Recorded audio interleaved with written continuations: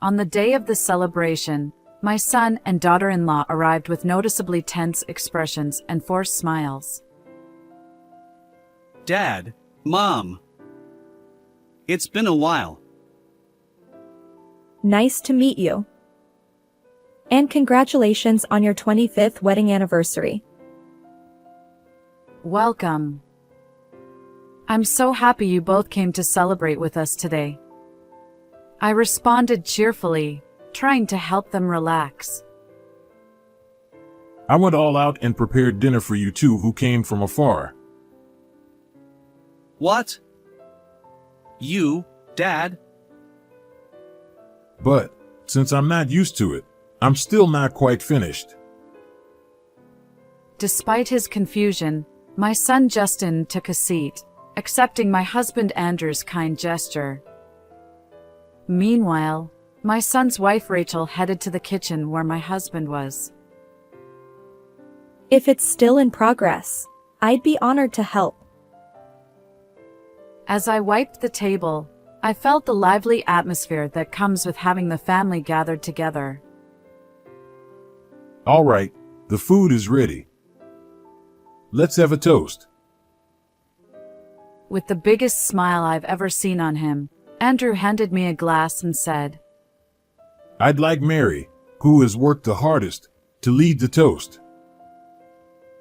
Touched by Andrew's kindness, I took the glass. With my heart pounding, I slowly raised the glass and took a deep breath.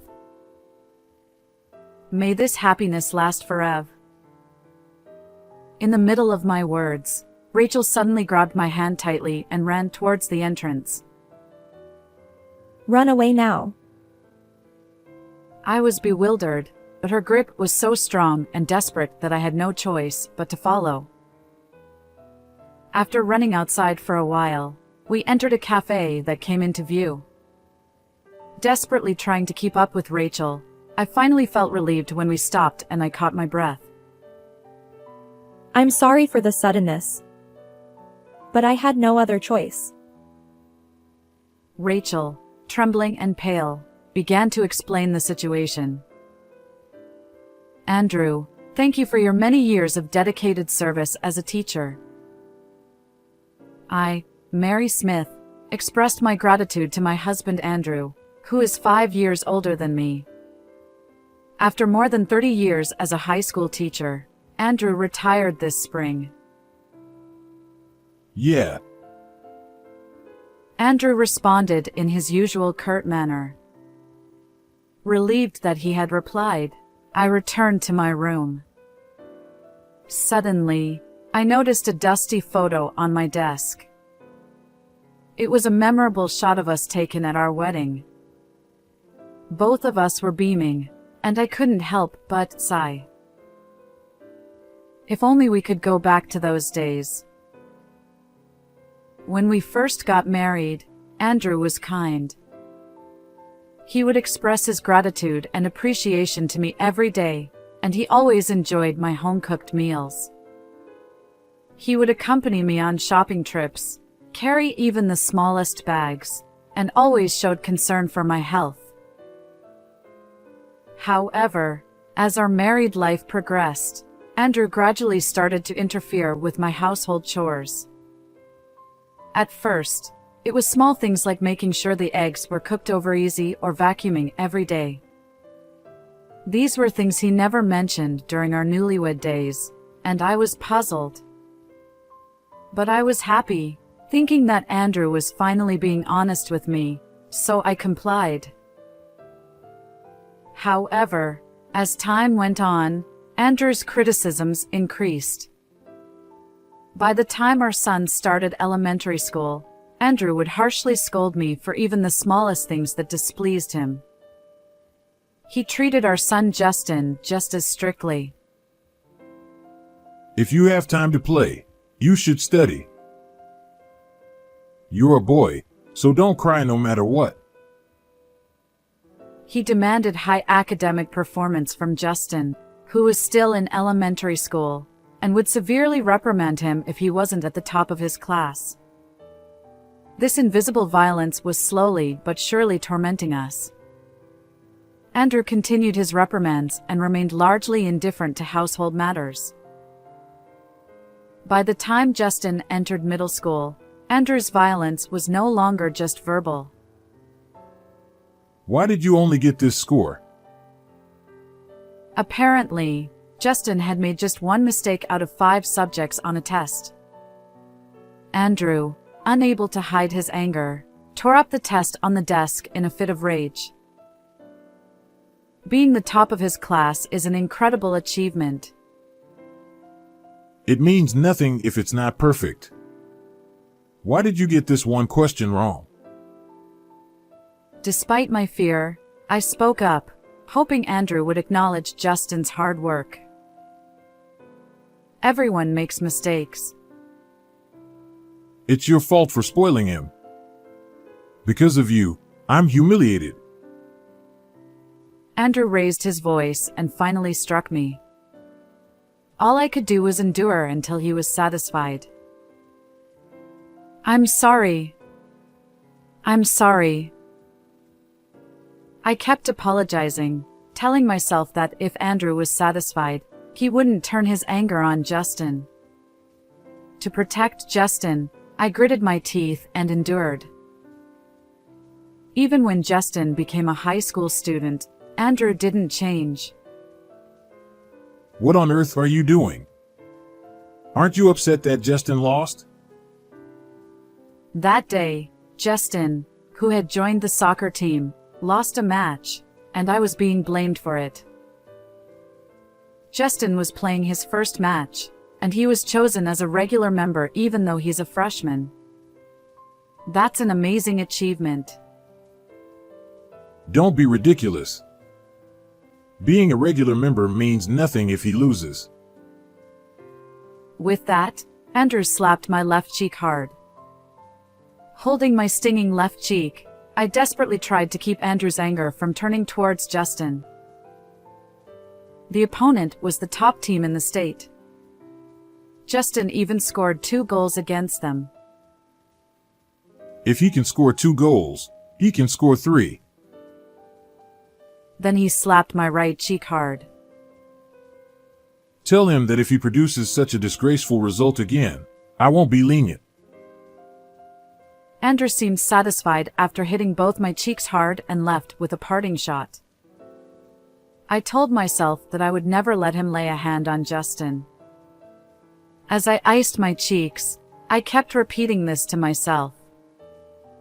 Andrew would become violent with me every time Justin's grades or test results came out. Mom, your face. With a tearful expression, Justin rushed over to me. "This will heal soon," I said, trying to force a smile to reassure him, but my swollen cheeks wouldn't cooperate. It's my fault, isn't it? No, Justin, it's not your fault. But if I had gotten better grades. Please, Mom, stop protecting me. His plea pained my heart. It's a parent's job to protect their child. But I don't want to see you hurt because of me anymore. Clenching his fists, Justin spoke with a strained voice. If Dad ever hits you and you get seriously injured, you won't be able to manage high school life. That might be true, but You only live once. I want you to enjoy your high school life to the fullest. I gently touched Justin's shoulder and spoke to him soothingly. Mom, you only live once too. I'll be fine. Besides, Dad is only acting this way for now. He'll surely return to being the kind dad he once was. Looking him straight in the eyes, I smiled. I'll try harder not to cause any trouble. Sensing that I wouldn't back down, Justin spoke weakly. Just be yourself and enjoy life, Justin. Leave Dad to me. He looked me in the eyes and nodded. After that, Justin enjoyed his high school life and quickly became a senior preparing for college entrance exams. Worried about me, Justin seemed to be deciding on a college close to home. Don't worry about Dad. But what about you, Mom? I'll stay here with Dad. Justin looked at the marks on my arm with a pained expression. Are you sure? Yes. Besides, you know my health isn't great. I might not be able to handle a big change. In fact, I had often fallen ill while traveling. All right. Though he seemed dissatisfied, Justin relented. After much effort, Justin was accepted into his desired university, which was quite far from home. Despite Andrew's frequent complaints about Justin, he was pleased that Justin had been accepted into a prestigious university. Take care. Mom. I'll do my best. With tears in his eyes, Justin held my hand and said goodbye. After Justin went off to college, Andrew's violence stopped, but his scolding continued. Another cold? Are you faking it? Don't walk around in front of me looking so shabby. He often criticized my health and appearance, but it was better than being hit. My solace during those days was the messages from Justin. They were about trivial things like the seasons or the town he lived in, but it was clear he was always worried about me. This year, the watermelons are plentiful and very sweet. I wish you could come and try them. Really? If I'm feeling well, I'd love to visit. The air is fresh, and I think it would be a comfortable environment for you too. Thank you for worrying about me. Thanks to Justin's frequent messages, I didn't feel lonely and could endure Andrew's scolding. That life continued for over 4 years. Justin graduated from university and married a local woman. When I told Rachel about you, she said she wants you to live with us. This was a message from Justin, as usual. I had heard that Rachel, Justin's wife, was a very cheerful and lively woman. I don't want to interfere with your newlywed life, but I appreciate the thought. I replied to Justin, letting out a quiet sigh. I still held on to the faint hope that Andrew would someday return to being the kind husband he once was, so I had no intention of going to live with Justin. It'll be okay, it has to be okay. I muttered like a mantra, enduring Andrew's scolding. Hey, where did you put my socks? My mantra had no effect, and Andrew's verbal abuse rained down on me mercilessly every day. The socks are right there. Not these. Today is an important day. I can't go out in these worn-out socks. He complained about socks that had only been worn 2 or 3 times. But these are the newest socks you have. You're completely useless. It's common courtesy to iron socks every day so they don't get wrinkled. If it's the same tomorrow, you won't get off easy. Leaving behind these unkind words, Andrew left the house. Knowing he wouldn't look back, I hurriedly called out, "Take care." He expects so much from me, I have to meet his expectations. I told myself, ignoring the pain in my heart as I went about my chores. After enduring Andrew's unreasonable demands alone for several years, today has finally come. Andrew, who has reached retirement, seemed to have become a bit more gentle. It would be a lie to say I wasn't anxious about spending more time with him in the future. Still, I hated myself for trying to force kindness into his actions and still searching for the man he used to be. Unable to let go of my anxiety and faint hope, I rarely approached the living room during the day when Andrew was there. I watched TV when he was in his room. A program introduced a dish that Andrew might like, so I decided to make it for dinner. I turned off the TV and got ready to go shopping. Even though it was April, the forecast said the high would be 41 degrees Fahrenheit, so I dressed warmly. Just as I was about to leave the house as usual, Andrew called out to me from behind. Wait a minute. I'll come with you to carry the bags. What? I almost dropped my bag in surprise at his unexpected words. It'll be cold if you walk. I'll drive. Watching Andrew hurriedly prepare, I wondered if this was a dream and pinched the back of my hand. I chose my hand so he wouldn't notice, but it probably hurt more than my cheek would have. Come to think of it, I haven't been verbally abused at all today. All right, let's go. As I got into the car, prompted by Andrew, he said something even more surprising. You can rely on me, you know. I reflexively replied, okay, unable to believe this was the same Andrew as yesterday. What on earth had happened? Seeing me shiver from the cold, Andrew quietly turned on the heater. Thank you. Andrew glanced at me and smiled. It was the first time in decades that I had seen him smile. It had been so long that I was so surprised I quickly looked away. 5 minutes into the drive, Andrew spoke again. I'm sorry for everything. I was stressed from work and took it out on the family. I see. Given his job as a teacher, he must have been under a lot of pressure from students and their parents. I'm a terrible person. Instead of being someone you can rely on, I've hurt my precious family. I'm the worst. Seeing Andrew's apologetic expression, tears naturally welled up in my eyes.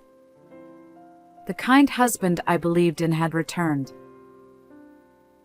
Thank you for working so hard for us.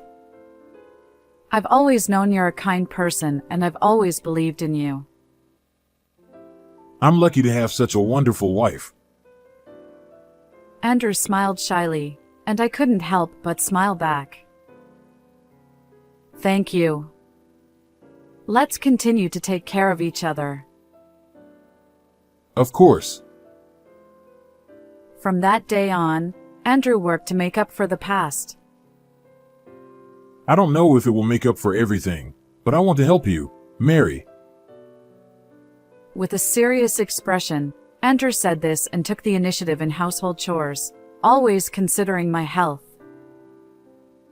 You've been a great help. Thank you so much. I thought to myself, I'm glad I kept believing. As the months passed and the season of fragrant osmanthus arrived again, Justin and his wife decided to come to our house to celebrate our silver wedding anniversary. Do you think it's okay for Rachel to meet Dad? Justin was worried about Andrew's behavior right up until their visit. Don't worry. He doesn't say harsh things to me anymore. In fact, he's very kind now. Really? Until now, I had visited Justin and his wife alone, but this was the first time they were coming to our house. If you're that worried, I'll let you talk to Dad. I thought that hearing Andrew's words might change Justin's mind, even though he was nervous on the other end of the phone. Hello, Justin? I handed the phone to Andrew, and they exchanged awkward greetings. Justin, I'm sorry for everything. I was always on edge from work stress and took it out on you and Mom. I couldn't see Justin's face on the other end, but from Andrew's tone, I could tell that some of the tension had eased. After a few more minutes of conversation, Andrew hung up the phone, looking satisfied. Since they're coming from far away, I want to host them myself. Andrew. The relationship between Andrew and Justin wasn't exactly great. However, I was genuinely happy that Andrew was trying to make amends, even now. I was thinking of having a home party and cooking all the food myself. That sounds wonderful. I'm sure Justin and Rachel will be delighted. I'll handle all the cooking from scratch. I've been a burden for so long, so I want you to take it easy. It was an unexpected proposal. Although he had been taking the initiative in cooking recently, it wouldn't be surprising if he still felt uneasy about it. His suggestion filled my heart with gratitude and joy. In that case, I'll take you up on your offer. Leave it to me. I became excited and started thinking about what else I could do for Justin and Rachel. Then I'll do the cleaning. I'll be using the kitchen, so I'll handle that. Could you take care of the rest of the house? Got it. And so, we worked together to prepare for Justin and Rachel's visit. On the day of the visit, Justin and Rachel arrived with visibly tense expressions and forced smiles. Dad, Mom. It's been a while. Nice to meet you. And congratulations on your 25th wedding anniversary. Welcome. I'm so happy you both came to celebrate with us today. I responded brightly, trying to help them relax. To have caught such a beautiful wife, Justin has really grown up. Andrew also spoke to Justin in a friendly manner. Dad. Justin seemed deeply unsettled by his father's newfound gentleness, something he had never experienced before. I went all out and prepared a meal for you two who came from far away. What? You did, Dad? But I'm not used to it, so I'm still not finished. Shrugging his shoulders, Andrew showed his left hand covered in band-aids, indicating how many times he had cut his fingers. Thank you. I'm happy just with the thought. Though still bewildered, Justin took a seat, trying to accept Andrew's gesture. Meanwhile, Rachel headed towards the kitchen where Andrew was. If it's still in progress, I'd be honored to help. As I wiped the table, I felt the lively atmosphere that comes with having family gathered together. Seeing Rachel actively engaging with Andrew brought a natural smile to Justin's face. Watching this, I felt very happy too. All right, now that the food is ready, let's have a toast. Andrew, wearing the biggest smile I've ever seen, handed me a glass. Mary, who has endured the most, should lead the toast. Touched by Andrew's kindness, I took the glass. My heart pounding, I slowly raised the glass and took a deep breath. May this happiness last forever. Before I could finish, Rachel suddenly grabbed my hand and pulled me towards the front door. Run, now. I was confused, but her grip was so strong and desperate that I had no choice but to follow. After running for a while, we entered a cafe.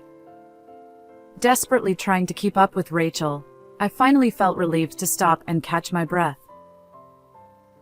I'm sorry for the suddenness, but I had no other choice. Rachel, trembling and pale, began to explain the situation. What? As I listened, I felt the blood drain from my face. According to Rachel, when she was preparing the drinks and tried to carry the glasses, Andrew was unusually resistant. I secretly observed his actions so he wouldn't notice. Rachel said that Andrew, looking around nervously, poured a drink into one of the glasses and then chopped something into it. It was monkshood. Monkshood. Yes. I enjoy hiking, and the mountains can be surprisingly dangerous. She explained, rubbing her arms with both hands. I study dangerous plants and things you shouldn't eat in the mountains, so I recognized it immediately. Even though I had never seen monkshood before, I knew it was poisonous. I had thought the pretty purple thing in the glass was just decorative, but it turned out to be poison. Shocked by this horrifying revelation, I was paralyzed with fear. My thoughts were interrupted by a call from Justin. Mom, are you okay? Yes, I'm fine. Are you safe, Justin? Somehow. I just got a message from Rachel explaining everything. I'm so glad you're safe, Mom. With a sigh, Justin told me what had happened at the house. Dad was in shock for a while, probably not expecting you to leave. He seemed to be stunned by my escape, not even noticing Justin nearby. Then he suddenly snapped out of it and rushed out of the house, so he might be looking for you. The cafe we're in is located in a maze of alleys, so it won't be easy for him to find us. Still, I couldn't shake off my anxiety. But don't worry. I installed a location tracking app on Dad's phone. When Justin left home, he had given us phones to stay in touch easily. I put it there just in case, but I never thought it would be useful in this way. Justin, with a bitter smile, seemed to be struggling to contain his anger at what his father had tried to do. So, I was able to get into Dad's room and check his computer. Rachel had asked Justin to search for any records of obtaining monkshood. Since I don't usually use the computer, Andrew must have let his guard down. When Justin opened the computer, it wasn't locked. On Andrew's computer, there were records of purchasing monkshood and messages from a woman who seemed to be his mistress, plotting to kill me for insurance money. Dad probably became nice all of a sudden to make you let your guard down. Justin's words seemed to dissolve into the air over the phone. After hearing everything, I felt as if I had been slapped awake. I couldn't believe that Andrew would do such a thing. I recalled his past behavior like a flashback. Indeed, the violence had stopped after Justin left home. At that time, I was so relieved that the violence had stopped that I couldn't think about anything else.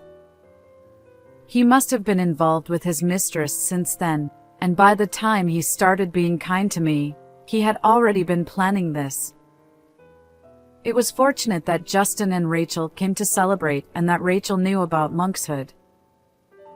If I had been alone. Looking back, there were many unnatural points. Even for the silver wedding anniversary preparations, Andrew took complete control of the kitchen. It was all to carry out his plan. Thinking of the worst, I got goosebumps all over my body. Justin, thank you. I'm going to the police. Got it. It looks like Dad is heading in a completely different direction. I see. Now's our chance. So, I decided to go to the police with Rachel. No matter what happens, I'll protect you, Mary. Rachel, you're so reliable. Encouraged by her, my heart strangely calmed down. Rachel's inherent brightness lightened the atmosphere. After that, my divorce from Andrew was finalized without any issues. The three of us returned home, tired from the ordeal but somehow looking relieved as we glanced at each other. I talked to the lawyer, and Dad will have to pay alimony. Thank you for everything. By now, I had no sympathy left for Andrew and felt a weight lifted off my shoulders. Additionally, due to the long-term emotional and physical abuse from Andrew, I had been regularly seeing a doctor, which led to Andrew being taken into police custody. Thanks to you, Justin, we quickly found Andrew's whereabouts, and the alimony was paid from his retirement money. I can't thank you both enough. It seems his mistress also faced consequences. The woman who had apparently been plotting with Andrew was identified through his computer and was promptly arrested. Now I can live without fear. My heart was shattered by Andrew's betrayal after supporting him for so many years. However, I forced a smile, not wanting to worry Justin and Rachel. Mary, would you consider living with us? I appreciate the offer, but I'm fine on my own. I didn't want to be a burden to Rachel, given my weak health. The last thing I wanted was to trouble my son and my daughter-in-law. You protected Justin with your own body, and now we want to protect you. As she said this, Rachel hugged me tightly. Rachel. In my line of sight, Justin nodded with a gentle expression. Thank you. It would be reassuring to have you both by my side. So, I moved into Justin and Rachel's house and started a new life. The one concern I had about my health turned out to be unfounded, as I felt miraculously better after the move. Because of this, I was able to do things I had previously held back from and visit places I couldn't before, making every day feel fresh and new. Today, I woke up with the sunrise, opened the window, and breathed in the outside air, enveloped by the characteristic warmth of summer. After preparing breakfast, the three of us sat around the table. After finishing our prayer, I reached for the mayonnaise. Mayonnaise is a must for fried eggs, I said firmly to Rachel, who was about to sprinkle salt on her fried egg. No, Mary. It has to be salt. Even such trivial disagreements felt natural, and I finally felt like I had found true happiness. You too. If you don't eat quickly, we won't be able to go anywhere. Justin said, almost as if he were coaxing children. Where are you taking us today? How about we go to a farm and have some soft serve? Sounds fun. I need to make sure I have my sun protection ready. As I interacted with the two of them, I felt the true sense of family and love that I had finally found, and I vowed to continue working together with them. May this happiness last forever. I quietly whispered the words I couldn't say that day, my heart filled with joy. How did you like this story? Please don't forget to subscribe to the channel. See you in the next video.